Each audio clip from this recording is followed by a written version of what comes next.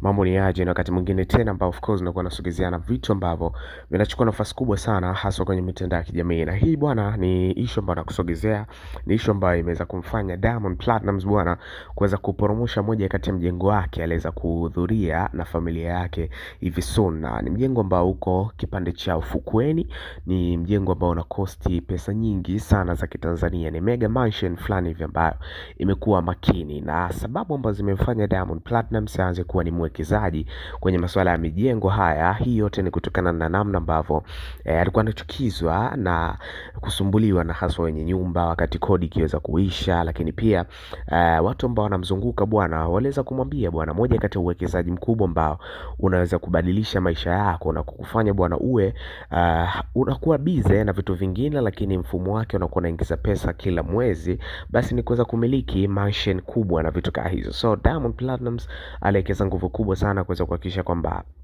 anajenga mijengo mingi sana au ananunua mijengo mingi sana ya kifahari, ikiwa ni kama apartment au nyumba kama nyumba na vitu kama hivyo, na kuweza kupangisha ili aweze kuokota kodi kila mwisho wa mwezi. So sababu kubwa ni kufukuzwa kodi, ambayo hii imekuwa ni sababu kubwa sana hata kwa watu wengi ambao wako katika haso za kuanza kujipambania na vitu kama hivyo. So hata wa superstar kubwa na wamepitia vitu kama hivi. That's why hata Zuchu ameonekana kwamba amekuwa chachu kwa Diamond Platnumz kuweza kuminfluence azidi kufanya maendeleo makubwa. Ndio maana Diamond Platnumz imekuwa ni ngumu sana kuweza kumwacha hata siku moja Zuchu aweze kwenda zake. Na hata Mange Kimambi pia amekuwa akitumia miss kama hii ya kuweza kumunderate kwa namna moja ama nyingine.